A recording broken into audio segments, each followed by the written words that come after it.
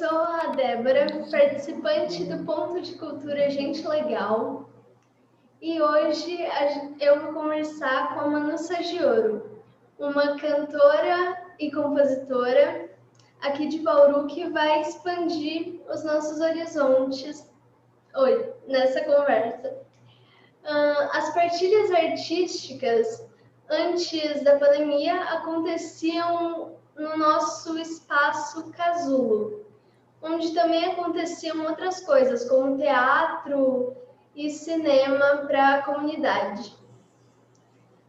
Mas com essa adaptação foi muito bom porque a gente consegue passar para mais pessoas e também convidar mais pessoas para compartilhar a sua arte e a sua vivência com a gente.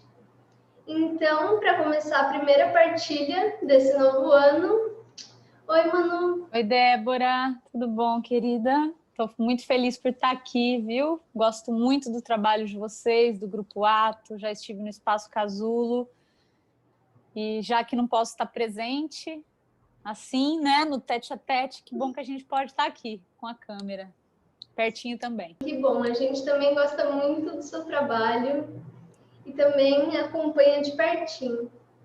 Então, para começar, eu queria fazer a primeira pergunta, que é: o que é a música na sua vida? Eu sinto que a música é um meio que eu tenho de acessar, acho que o grande mistério dessa vida, sabe? E as coisas que estão nesse mundo invisível, assim. Desde os sentimentos, emoções, intuição, tudo que vem desse campo do invisível, acho que a ferramenta, a via que eu tenho para acessar isso é a música.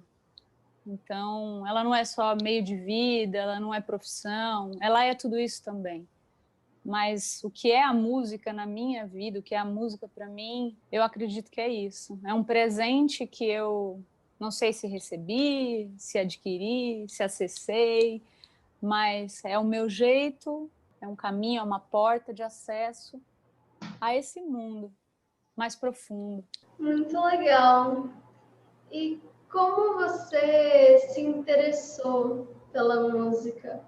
Eu acredito que quando criança, a minha profundidade enquanto criança era a música, era através da música que eu também acessava. Essa mesma coisa que eu tô falando aqui, pensando na minha infância,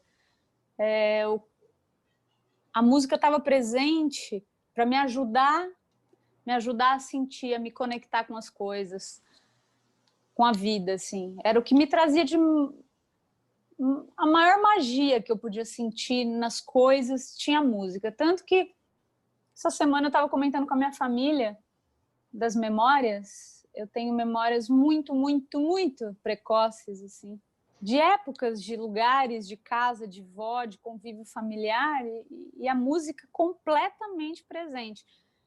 Tão presente que ontem eu fui brincar com a minha família, lembrando de uma época que a gente ia para a praia juntos, eu era bem criança, e tinha um jingle de um supermercado. Eu devia ter 6, 7, 8 anos de idade. Tinha um jingle de um supermercado. Eu tô com 38 hoje. Eu sei o jingle perfeitamente, com a harmonia, a cadência harmônica, tudo. Até a dissonância dos acordes desse jingle estão na minha cabeça hoje. Então, assim, eu acho que... eu curtia, eu achava ele lindo, assim. Eu achava a moça cantando lindo.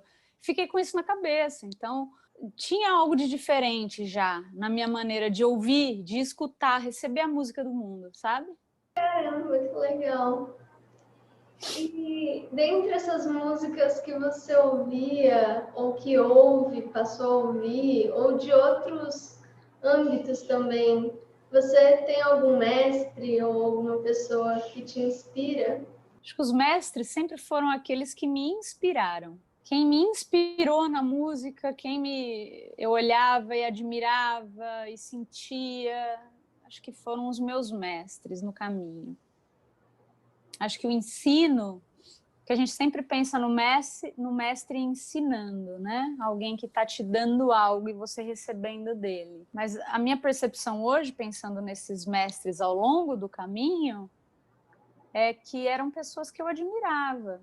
E isso variava muito, porque podia ser um tio que tocava violão, um artista que estava na TV, um disco de vinil que eu só olhava para a capa. A gente não tinha acesso a vídeo como tem hoje.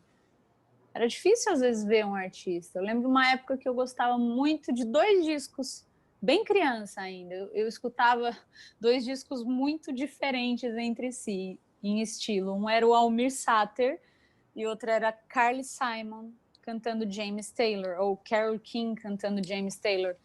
E eu tinha essas 2 capas comigo, com o rosto deles, e era tudo que eu tinha, aquele som na vitrola e aquele rosto.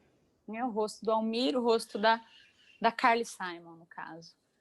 E eram meus mestres. Eu não sabia nada da vida deles, eu não tinha nenhuma noção de biografia deles, de trajetória deles. Era aquele canto, era aquela sonoridade e aquela capa de disco, né? Foram meus mestres. Então eu acho que isso foi mudando. Eu fui crescendo na adolescência, eu me interessei muito pela música da contracultura, o som feito nesse momento planetário, na verdade, né? Um momento político forte. Eu me encantei muito pelo Woodstock, os artistas que tocaram no Woodstock, e teve o Festival de Águas Claras aqui. Todo esse mundo me encantou muito. E aí eu fui ver quem eram esses artistas. Então aí a coisa continuou evoluindo depois da pré-adolescência.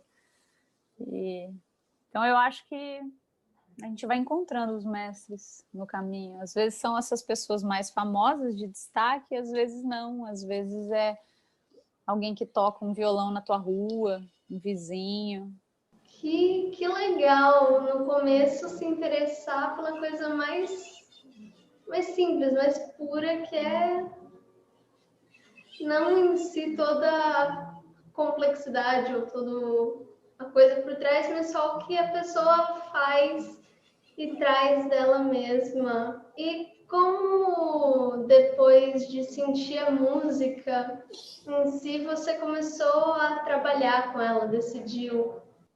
Então, como foi um processo natural, eu já tocava, eu já cantava, e daí chegou a hora de escolher uma faculdade. Num primeiro momento, eu optei... Bom, eu sempre tive vontade de aprender muitas coisas, então eu prestei vestibular, para você ter uma ideia, eu prestei oceanografia, psicologia, biologia, música, letras e filosofia. Eu saí prestando tudo isso. Aquele primeiro momento, segundo para terceiro colegial. E daí... Aí eu não quis sair de Bauru, naquele momento eu não quis, eu estava começando a tocar, eu estava muito envolvida com os amigos de Bauru, com primeira banda, acho que nem sei se primeira banda ainda, mas... E aí eu optei por ficar aqui e fazer letras. Não, eu entrei em música. E aí eu mudei, eu acho que por conta de alguma expectativa, que a música para mim era muita intuição, e era modo de viver e sentir. Eu entrei na faculdade e falei, não, acho que eu não quero fazer. Aí fiz 6 meses e transferi meu curso para letras. Aí eu fiz 2 anos e meio de letras. E aí eu falei, cara, tô adorando o curso, mas eu acho que eu não vou trabalhar com isso não. Aí, porque nisso as minhas bandas foram rolando muito bem, eu comecei a ganhar dinheiro com a música. Aí eu falei, eu vou fazer música mesmo. Daí eu, enfim, voltei para o curso de música e terminei o curso de música, me formei na faculdade. Foi assim o processo do estudo e da parte profissional, né? Daí eu comecei a trabalhar mesmo, preparar projetos, bandas, já tocava todo final de semana, tocava de dias de semana. Comecei bem na noite, né? Por muitos anos a minha vida era bares, casas noturnas, restaurantes, essa coisa. tanto com bandas quanto com projetos acústicos, sozinha. Por muitos anos, esse foi meu modo de vida. E no seu olhar, como é ser uma artista independente? As coisas boas, difíceis? Quando eu comecei a trabalhar com música, ainda tinha uma história de gravadora. Ainda existiam algumas gravadoras, uma coisa de alguém cuidar da sua carreira, né? De uma gravadora comprar a tua ideia e patrocinar teu disco e depois cuidar. Isso ainda existia, mas estava ruindo. Eu ainda no começo, essa coisa foi ruindo mesmo, porque é interessante a gente pensar que eu olho para os artistas que eu convivo, que eu admiro, que eu acompanho, 90% deles ou mais são artistas independentes, mesmo com projeção nacional, às vezes internacional, porque a coisa mudou muito, toda essa indústria mudou muito, né? A gente tinha gravadoras, a gente tinha alguns sortudos que podiam gravar um disco e vender shows. Então, eu acredito que quando isso tudo acabou, acho que de certa forma se democratizou a arte, mas também eu acho que trouxe ganhos e não sei se perdas. Foi uma transição muito profunda. A gente está ainda, né, se adaptando. Então, como viver de arte hoje? Como ser um artista independente hoje? São outras questões. Eu nem sei o que é não ser. Eu só sei que uma coisa eu noto, que é que quando eu comecei a tocar, não tinha tanta gente tocando. Não tinha mesmo. Eu vejo a diferença, assim, a quantidade de material. Eu lembro que eu conversava com Sescs, por exemplo, né? Um exemplo só que me vem na cabeça. Eu conversava com vários Sescs, mandava e-mail, conhecia um programador aqui e ali, e eles recebiam material de artistas para fazer programação mensal, eles conseguiam avaliar, eles conseguiam olhar o material de todo mundo. Hoje em dia, a quantidade de artista que eles recebem em um dia, talvez era o que eles recebessem durante um mês ou 2 meses. Então a demanda também cresceu muito, a quantidade de artistas e bandas e propostas. Então, para o artista isso é legal, você vê que muita gente está tocando e conseguindo fazer seu som, gravar, só que também a gente tem muito mais, acho que não sei se é menos espaço, não é menos espaço. E eu também não acho que é concorrência, eu não vejo a concorrência, não vejo um colega da música como um concorrente, porque, enfim, porque eu acho que cada arte é muito única, de verdade é muito única. A não ser que eu monte um tributo a Novos Baianos com uma formação idêntica de um grupo de pessoas, e aí tudo bem, a gente pode concorrer ali para ver quem vai vender esse tributo, que é muito parecido. Mas, de maneira geral, eu não acho que é assim que funciona na arte, não. E você podia falar um pouco dos projetos que você tem? Pensar no agora, tá? Porque tive muitos projetos, mas os que estão rolando agora. Fez 2 anos agora que eu lancei o meu primeiro disco. Eu preparei um show para tocar bastante, imaginando que ia rolar bastante. Aí a pandemia chegou e aí as coisas começaram a mudar também. Mas, independentemente disso, a gente está vendo outros meios de fazer esse show andar. Então, eu tenho comigo agora pronto o projeto que é o show do meu disco Clarões. Eu tenho um projeto chamado Caipira Paulista, que foi uma pesquisa dos compositores caipiras das décadas de 40, 50, 60, aqui da nossa região, da nossa micro-região. Micro porque eu peguei aí artistas que nasceram, fizeram sua carreira e compuseram essas canções num raio de no máximo 200 quilômetros de Bauru, 150 quilômetros. Então é uma região reduzida mesmo, no estado de São Paulo. É o interior do estado de São Paulo.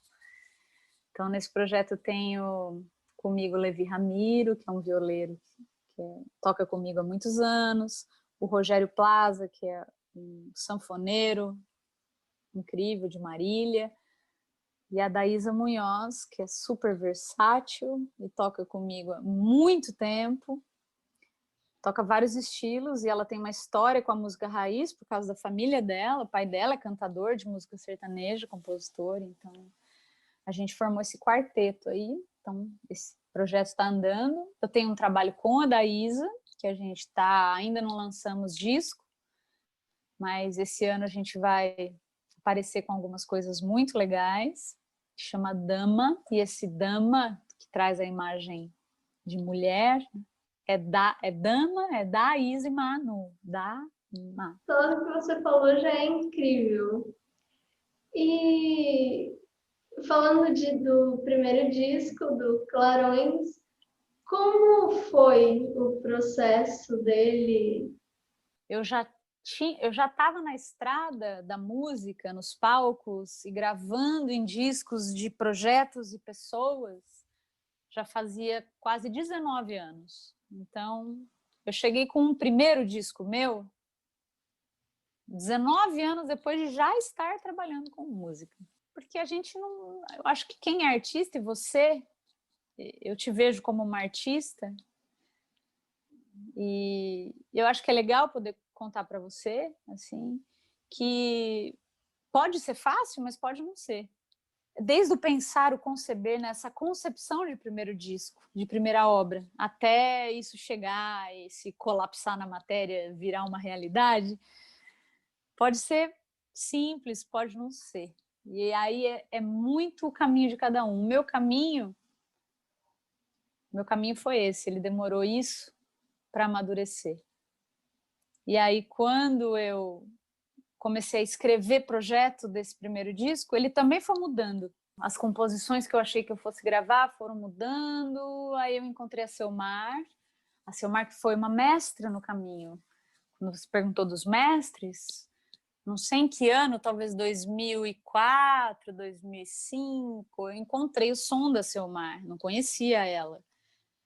E eu me identifiquei a ponto de tomá-la como uma imensa referência na minha vida. E eu não a conhecia, mas eu tinha os discos dela aqui na minha casa. E aí, muito tempo depois, imagina, 12 anos depois de eu ter os discos da Selmar já na minha casa, eu tive ela na minha casa e a mão dela para me ajudar a pensar esse álbum. Foi um caminho assim muito bonito. E a partir desse encontro com ela, eu já tinha algumas ideias e ela tinha uma experiência e uma sensibilidade enorme. A gente foi conversando. Ela resolveu fazer a direção, ela topou fazer a direção artística do trabalho e a gente foi conversando e chegamos em Clarões, com muitos encontros, muitas estradas.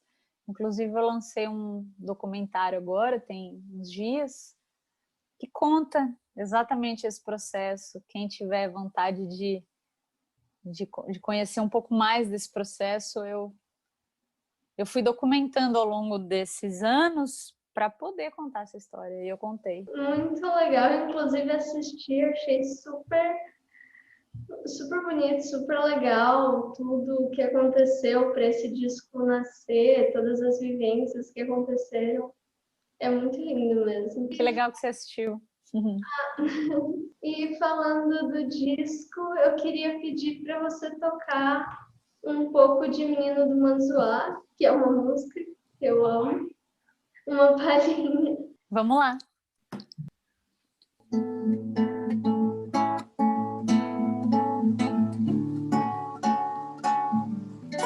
Menino do Manzoá, de jangada me levou pro mar, gentilmente me deixou olhar seu tesouro intocado. Pode parecer pecado eu te ver com outros olhos, imaginar o teu carinho, teu chamego, teu beijinho, ter você aqui do lado. menino do manzoar, de sabedoria singular, me contou que o vento é o coração do mar. Vou pra tua marambaia, vou te ver pegar a raia, tainha bonito, camurupim. Sei que não sou dessa praia, me perdoe a mini saia, mas se quiser já tem meu sim. É sempre lindo ouvir você cantar. Ah, querida, obrigada, eu que agradeço. Se a gente estivesse aí juntas e não tivesse esse atraso de latência de internet, você cantaria comigo. E, inclusive, Menino do Manzoá, que é uma composição sua, eu queria saber como é o seu processo de composição. Não existe um processo único, assim. Essa canção, ela veio juntinho, assim, letra e música, no automático. É difícil ser assim. Eu já peguei o violão e... Depois eu costurei um pouquinho, mudei uma palavra aqui. O refrão eu não tinha todas as palavras, mas cada música é de um jeito. Às vezes eu recebo ou escrevo um poema, uma letra, e depois vem uma melodia. Às vezes vem uma melodia, e depois eu coloco uma letra. Mas o que acontece quase sempre, quase 100% das vezes, é que o violão está comigo. Que legal! Eu gosto de compor também. A gente aqui também no ponto é muito criativo e acrescenta muito saber de cada um como é, se é uma fórmula aqui. Mas Você sabe, Débora, você falou isso agora, eu também sou uma pessoa curiosa para saber como as pessoas compõem, né? E a gente espera fórmulas. Se a gente não espera fórmulas, eu acho que a gente espera pelo menos dicas de como acessar isso. E eu aqui continuo querendo as dicas. Mas é engraçado, porque é um querer as dicas, mas como deixa eu tentar experimentar assim também, sabe? Quem sabe eu experimentando assim também dá certo? Porque quando a gente estuda composição, é um processo bem mental. E é um movimento que eu nunca consegui muito fazer, de pensar a canção. E nem por isso ela deixa de sair uma boa canção, porque no meio de um processo que eu acho que se inicia com a mente, vão ter muitos lampejos e momentos de luz que vêm da alma, assim, seja escolhendo uma palavra, finalizando uma frase, mudando uma harmonia, depois no feeling, sabe? Mas nunca foi um processo que eu comecei já na mente. Tipo, vou fazer uma música em si menor e depois eu quero eu quero transpor e fazer quero ir para um outro tom, eu quero mudar a fórmula de compasso e eu quero criar frases, enfim, nunca pensei uma canção assim. Nunca ela saiu desse processo, né? Ela nunca nasceu vindo desse lugar, mas pode ser super legal também como experiência. Eu acho que a gente não pode jogar fora nada, sabe? Tem coisa que vem fechando o olho e vem. Às vezes você sonha uma coisa e vem. Às vezes você vê uma imagem e fala: o que essa imagem te traz? Canta alguma coisa e vem uma melodia. Acho que essa coisa da sinestesia também é muito bem-vinda, sabe? Um sonho pode trazer uma canção, um poema pode trazer uma canção. No caso da canção, já que a gente está falando disso, né? Mas eu acho que a experiência da composição, da criatividade, né? Acho que ela pode vir de infinitas formas, né? Pode vir de uma palavra, de um poema, de um acorde. Então eu gosto de ouvir também, por isso, quero experimentar assim também, sabe? Como ideias de experimentação. Pode ser muito legal. Então, se vocês tiverem muitas ideias, depois você me conta, que aí eu vou querer experimentar também. Eu já falei algumas vezes aqui, algumas também fora, que eu te acompanho, que eu adoro suas canções, seus projetos, enfim. E te acompanhando, eu vejo que você viaja e viajou bastante para diferentes lugares, com diferentes experiências, enfim. E eu queria que você contasse um pouco, porque eu acho que também enriquece muito esse olhar. Viajar é um modo de viver, assim, é um modo de viver, porque a primeira viagem que eu acho que teve um impacto muito profundo na minha vida foi uma que eu fiz com quase nada de dinheiro, um dinheiro que eu guardei sendo garçonete. Eu fui garçonete de um bar em Bauru por 6 meses, acho, 8 meses, guardei um dinheiro, coloquei todo esse dinheiro, que eram apenas, na época, R$ 600. Na época eram R$ 600, em 2001. Coloquei numa pochete, fiz uma mochila com tudo, panela, colchão, barraca, tudo que eu ia precisar. Peguei o mapa do Brasil, não tinha Google Maps, não tinha celular, não tinha nada. E risquei no mapa do Brasil onde eu queria ir. E eu viajei, então, 9.000 quilômetros em 4 meses de carona com R$ 600. A partir daquele momento, eu entendi que eu podia qualquer coisa, que eu conseguia chegar, eu conseguia sonhar e depois realizar, eu conseguia ter fome e matar minha fome, faltava o dinheiro, eu tinha o violão na mão já, eu toquei para jantar, eu toquei para dormir, eu toquei para almoçar e para viajar, para pegar mais um trecho, para alugar uma casa nesse caminho. Então, acho que isso me mostrou que a minha vida seria assim mesmo. Não que eu viva viajando dessa forma ainda, mas que isso mudou o meu jeito de estar em cima da terra, assim. Porque, mas eu vou viajar. Para mim, viajar é assim, ó. Para onde a gente quer ir? Se precisar amanhã chegar em Manaus, a gente chega. Não sei se a gente chega amanhã. Talvez a gente chegue daqui a uns 5 dias, 6, mas a gente chega. Entendeu? É como se não precisa ter o dinheiro, ou só tem que ter vontade, ter coragem, ter leveza também. E acho que nesse processo, o que mais me ensinou foi sacar que o que eu tinha dentro, o que eu tenho dentro quando eu pego estrada, especialmente em contextos de mais desafiadores ou perigosos, né? Tipo uma mulher na estrada com 19 anos. Eu acho que mais determinante do que os cuidados mínimos e básicos é o que eu levo no meu peito, porque eu acredito muito nessa coisa vibracional, muito mesmo. Eu acho que nossos pensamentos e sentimentos, eles tecem uma teia, eles criam um campo ao nosso redor.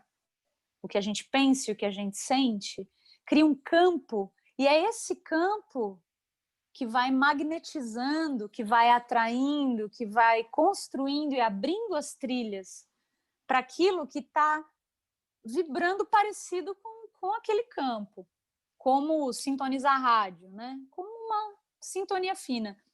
Então, as experiências de sucesso numa viagem longa, enfrentando desafios e perigos, eu acho que esse sucesso se deve, claro, a estar atenta, claro, a não ser completamente inconsequente, mas muito dessa vibração, positividade, fé, esperança, acreditando no bem, olhando para o bem, querendo o bem.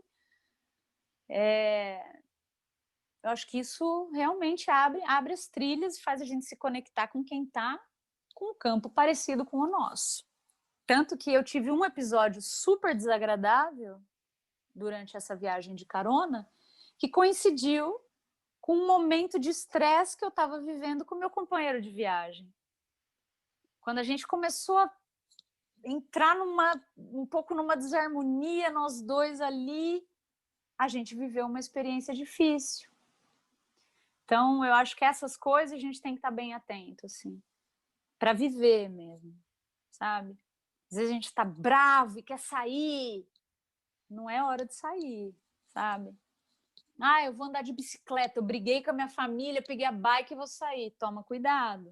Toma cuidado no seu passeio de bicicleta, sabe? A chance de você levar um tombo ou ser atropelado é maior, assim. Bacana saber desse começo.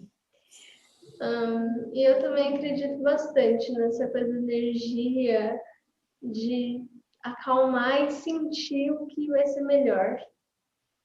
E agora eu queria que você tocasse um pouquinho, uma palhinha também de Agüita. Vamos lá.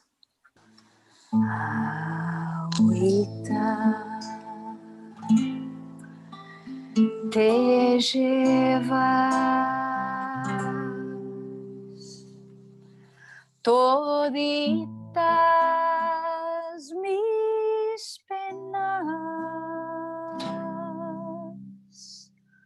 y dejas tu espuma sobre la arena, arena que vuela, que vuela, que vuela, dejando mi amor sobre las veredas, veredas que dejo en playa grande bañadas de sal y aromas sus calles, millones de espuma, el viento pasea vistiendo de blanca una novia que espera, espera que llegue la primavera y encuentra a su amado cantando esta plena y encuentra a su amado cantando esta plena. Agüita y agüita y agüita y agüita y te llevas toditas, toditas mis penas. Muito, muito lindo. Eu acho muito forte essa música, eu gosto muito também. Gosta do disco todo, Dé? É basicamente isso, simplesmente todas as músicas. Fico feliz demais, querida. E agora também é mais uma curiosidade que eu queria saber se você já tocou na rua. Toquei na rua nessa viagem de carona pelo Brasil, toquei nas ruas da Praia de Pipa, lá no Rio Grande do Norte. Acho que eu toquei em outros lugares na rua. Toquei em alguma praça, em barco, assim. Mas foi só uma experiência muito rápida de tocar na rua. Na Europa, depois de alguns anos, eu fui fazer uma viagem também mochilão, de carona. Levei um amplificador dentro de uma mala que ligava numa bateria de moto. E daí sim eu fui para tocar na rua.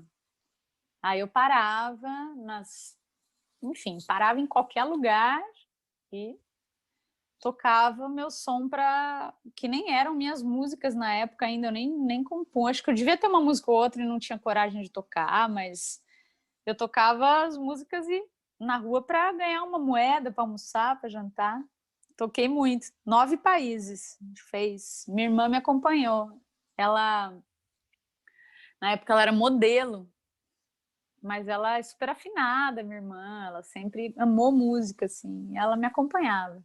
Às vezes ela cantava uma música ou outra, mas ela viajou comigo e aí eu toquei na rua direto, metrô, praça, calçada. É um jeito de estar interagindo muito com a coisa urbana, sabe? Porque é a calçada, é a rua da cidade, é metrô, é aquele vai e vem de gente do mundo todo, ainda mais que eu toquei em capitais da Europa, era o mundo todo passando. Então, tudo muito barulhento também, muito caótico, e você recebendo todo tipo de energia, assim, energias boas, energias esquisitas, energias não boas. Foi um jeito foi uma experiência interessante, mas aconteceu que quando eu fui, eles tinham acabado de instituir uma carteira de músico para quem era da União Europeia. Então eu não podia estar na calçada ganhando dinheiro, eu não podia eu não podia estar na calçada legalmente. Então toda hora eu era expulsa, a polícia vinha, e ameaçava tirar um instrumento. Então, assim, já não é muito fácil estar na rua. Tem coisa legal, mas não é tão fácil. E daí, quando você ainda é meio tá fora da lei, assim, eu me sentia, nossa, eu tô fazendo a coisa que mais me inspira no mundo, com o maior amor, e aí eu tô sendo perseguida por isso. Então, é um sentimento muito ruim. No quarto mês de viagem, tocando na rua, eu tava triste, tava bem triste. Eu falei, eu não quero colocar tanto, eu não quero associar, eu não quero ter registrado no meu corpo, na minha memória, que viver o amor pela arte me traz essa coisa da opressão, né? Eu preciso estar fugindo, eu não quero estar fugindo para fazer o que eu amo. Então foi difícil, essa parte assim foi complicada, mas foi uma experiência interessante tocar na rua. Precisa ter muita coragem para tocar na rua. Às vezes a gente fala, subir num palco, você sobe num palco, superprodução, mas as pessoas estão lá já para te ver, né? Normalmente. Elas já compraram o ingresso, elas estão lá para te ver. Quando você está na rua, ninguém está ali para te ver. Então, você sair, você começar a primeira música e o olhar das pessoas, não sei quem é você, pode vir qualquer olhar, entende? É você estar num ambiente que tudo é possível, assim, que aconteça. Gente que gosta, gente que odeia, gente que tá... Então, aquela primeira música, quando você vai começar a cantar na rua, eu achei que dá muito mais insegurança, assim, do que você tá num palco. É legal, é bem legal, assim, é bem legal. Você tem que concentrar muito dentro, porque não importa, você está dando, você não está esperando. Você não pode esperar. É simplesmente você dar. Você dá aquilo que você tem, sem esperar retorno de ninguém, de verdade. Se você está nesse eixo, que é o mesmo eixo que a gente tem que ter no palco, na minha opinião. Mas se você está nesse eixo, aí vai bem, porque não importa, você está ali na tua história, vivendo a tua história, né? E eu também me interesso um pouco por isso, por essa experiência, e foi muito legal ouvir você falar, porque você está ali no meio, um tanto quanto caos, e tá dentro de si ao mesmo tempo, mas nesse mundo, tudo acontecendo, e ver as coisas ruins e as coisas boas, né? E eu queria também saber a sua relação com a natureza. Eu acho que as cidades são antinaturais. Eu acho. Eu vivo na cidade, eu vivo num lugar intermediário até. Eu vivo num lugar com muita natureza dentro da cidade de Bauru. Mas eu acho que as cidades, elas são antinaturais. Eu acho que asfaltar, pôr calçada, é tudo para desconectar a gente. Imaginando a gente pensando a gente como seres verticais, assim, que estamos recebendo energia do alto, passando pelo corpo e jogando na terra pelos pés. Imagina essa verticalidade, assim. A cidade é tudo que tira isso. A cidade e a tecnologia também. Eu penso muito na cidade de um jeito... A gente calça um sapato que isola a gente da terra. Aí a gente pisa numa calçada que isola a gente da terra. Às vezes, debaixo dessa calçada ainda tem linhas de metrô que te isolam ainda mais da terra. Depois, debaixo da linha de metrô, tem mais camadas de concreto. E para cima da nossa cabeça, fora o teto e as lâmpadas e os andares dos prédios, tem todas as ondas de rádio, de TV, de internet passando, criando um campo invisível de desconexão. Então, é como se esse ser vertical, no sentido de que recebe energia do alto e passa pela terra, e recebe energia da terra e devolve, esse fluxo, eu acho que ele é interrompido pelo próprio processo de modernização e urbanização e essa construção de sociedade que a gente vive, né? Então, é uma luta, assim, tá voltado para o natural, tá em sintonia, na sincronicidade com as forças da Terra, com as forças naturais, que estão dentro da gente, né? Estão dentro da gente, operando, mas aí a gente acho que artificializou demais a vida. E aí quando você pergunta a minha relação com a natureza para mim é tudo que tem de mais puro, de mais belo, de mais profundo. É onde eu me sinto nutrida, acolhida, tudo. A natureza para mim é tudo. É difícil até dizer, na verdade. É difícil dizer, porque não tem um dia que eu não pense assim, com encantamento sobre a natureza. Pense, olhe, me depare. Esses dias eu fui cortar uma fruta que eu não lembrava como a fruta era por dentro. E ela nasceu num pé aqui em casa, é uma flor de um cacto, um fruto de um cacto. E aí ele é fininho assim. Ele vai crescendo em volta da árvore, fininho. E aí ele deu uma fruta desse tamanho, cor-de-rosa choque, que quando você corta, ela é branca, cheia de coisinha pretinha. E aí eu dei uma colherada, quando eu vi que aquilo ainda era doce e suculento, assim. Eu sempre penso, e se a gente não tem água? Se a gente não tem água, ali tem água. Aí eu chorei, fiquei olhando a fruta, chorando, assim, chorando, meu Deus do céu. Então, assim, é difícil dizer, porque eu acho que na natureza a gente tem tudo, tudo. É fácil falar isso quando a gente vive na cidade e acende uma luz e está no celular.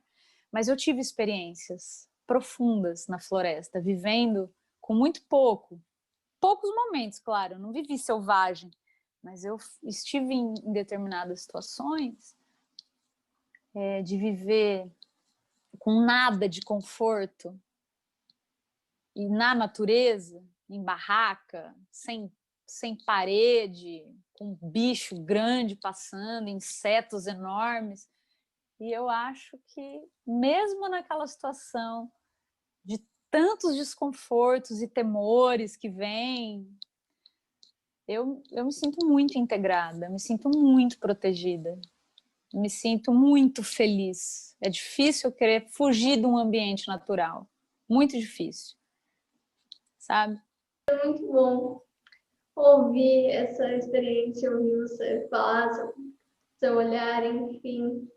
E para mim é muito louco como a gente foi se desacostumando, né? O que na verdade era a vida, agora é difícil às vezes para a gente viver numa situação. Sim, é tudo desconfortável, tudo dá medo, dá coceira, ai, incomoda, tudo. A gente é como se a gente não fosse ninguém quando a gente está na natureza.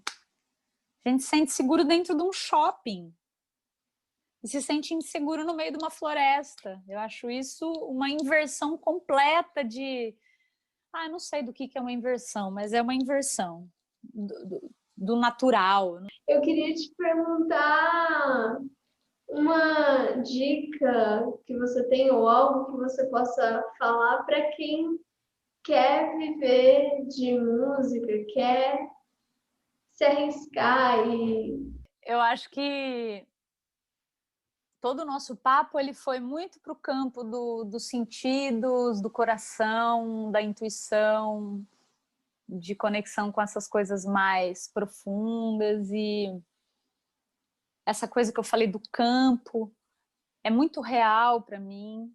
Eu acho que, como uma primeira dica, acho que você não está pedindo uma dica de como vivenciar a música, você está pedindo uma dica talvez de como viver a vida material, a vida real, a vida prática, se sustentar com a música, né? Escolher como carreira.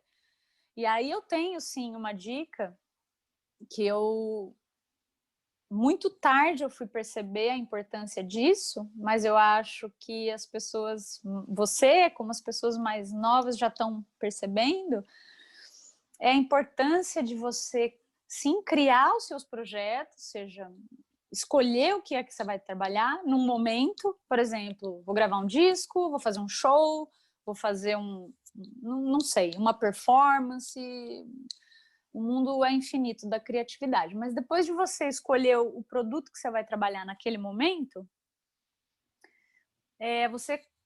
se você não conseguir, você ter parceiros para te ajudar a argumentar sobre aquilo, de verdade, e pensar isso como projeto. Porque saber convencer o outro, mostrar, não convencer, mas saber mostrar para o outro qual é o seu trabalho. Então, registrar bem, gravar bonitinho, ter um audiovisual legal, ter sempre bons textos escritos sobre o seu trabalho, release sobre o seu trabalho, você saber falar sobre o seu trabalho, são coisas que precisam andar juntas com o próprio trabalho, porque acredito que cada vez mais a gente vai ter a oportunidade, espero, né? Que a gente tenha oportunidade de inscrever nossos projetos em editais, inscrever, e que seja um financiamento coletivo, um crowdfunding com os amigos e os amigos dos amigos, que seja uma lei de incentivo à cultura municipal, estadual. Eu acho que para o artista viver, ele não tem como não se apropriar da própria obra, nesse sentido, de também saber vender a obra. Eu não gosto muito de usar esse termo vender, gosto mais de usar até o termo defender a obra, sabe? Porque é isso, você vai ter que falar para uma bancada, para gente que não te conhece, você vai ter que falar que trabalho é esse que você está fazendo. Então, desenvolver bons textos sobre o seu próprio trabalho e coletar esse material, boas fotos, fotos de qualidade, artes relacionadas ao seu trabalho de qualidade, um bom audiovisual, sempre no caso da música, uma música bem gravada, assim, uma qualidade mínima, boa de estúdio, que são coisas que você não precisa de muito dinheiro para fazer hoje em dia, para você sempre ter o seu projeto fácil de ser montado. Abrir um edital, o texto está aqui, eu tenho foto, eu tenho vídeo, eu tenho isso, e também ir aprendendo bastante sobre essa coisa mais burocrática, e acho que cada um tem que ter. É legal você ser um microempreendedor, abrir sua MEI, acho que isso é bem importante, quanto mais cedo a gente fizer isso é melhor também, sabe? Porque aí você vai se estruturando mesmo, vai criando um caminho assim, conciso. Então você é compositora, você é cantora, mas você sabe falar sobre a sua obra, você pode dar uma nota fiscal de um show, né, que você fez, você pode ser contratado, entender um pouco sobre contratos, essas coisas. Eu acho que fazer boas parcerias, entender que você pode precisar de ajuda e estender sua mão, perguntar para o outro, eu não sei fazer isso, como é que você fez? Observar o caminho dos outros, entendendo que o seu é único, sempre vai ser único, mas que o caminho do outro pode te ajudar um pouquinho. Então, se você encontra pessoas generosas também que podem estender a mão para você, fala, Débora, vem cá, isso aí eu acho que é legal você fazer assim, sabe? Aproveito até para te dizer que se você precisar de alguma coisa que eu possa te ajudar na sua trajetória e nos seus projetos, se você tiver dúvida, quiser alguma coisa, se eu puder contribuir, entende? Vai ser um prazer. Eu acho que é isso, porque o que a gente, vivendo de arte, a gente tem que estar preparado, acho que mais para isso, né? É o que me vem agora na cabeça, que é legal a gente saber. Muito obrigada. E eu também às vezes nem penso nisso, eu que quero, de repente, com certeza, não sei fazer isso. E também todos os participantes aqui, vários, são muito criativos, de repente não especificamente para música ou só para música, mas também tem muitas coisas que, não sei, talvez virem projetos que eles possam também inscrever nesses editais, buscar uma coisa mais burocrática para, de repente, compartilhar com mais pessoas Então, é muito bom. Foi muito bom. É, porque isso serve para todas as artes mesmo. Porque às vezes a gente fica num processo criativo muito intenso e daí a gente não sabe o que fazer com isso. Como fazer isso virar um produto, uma obra, e como contar para alguém que obra é essa para poder vender ela, né? Para poder buscar um patrocínio, apoios ou inscrição em editais e ser contemplado aí por leis de incentivo, seja o que for, né? Eu acho que todo esse processo para qualquer artista, seja um escritor, seja um ator, seja... É super importante. Eu acho que a gente tem que se preparar para isso desde cedo. Então, agregou muito, muito obrigada. E depois eu vou finalizar, mas eu queria que você cantasse um trechinho também de Pátia Mama, que não, surpreendentemente, eu também amo, enfim. Vamos lá.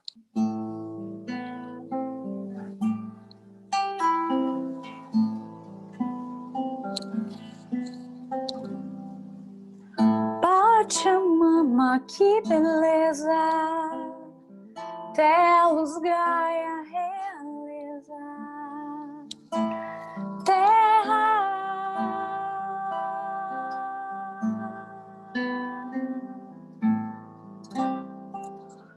terra, quem me dera contê-la, guardá-la no vaso de minhas mãos, pudera, cuidava, zelava, num bonsai, mas cabe não, escorre entre os dedos como água, destrói os desejos como lava, pedra, sabão, enterra meus medos, arrasta as mágoas, encerra segredos, revela as farsas e toda a ilusão. Torres vêm ao chão, reinos e cada civilização perde a casa, todos tornarão ao pó e a vaza. Nossa condição, o ser e o nada, o ser e o nada, o ser. Excepcional para terminar essa energia. Tudo a ver com tudo que a gente falou, né, Dé? É. Então, muito obrigada, Manu. Foi muito, muito bom conversar com você nessa partilha. Foi muito enriquecedor, sempre agrega muito. Então, aqui nós finalizamos a partilha artística desse nosso novo modo, que tomara que logo possa voltar a ser o presencial, com todo mundo, cantando junto, enfim. E é isso, muito obrigada novamente, Manu, e a você que está assistindo. Obrigada.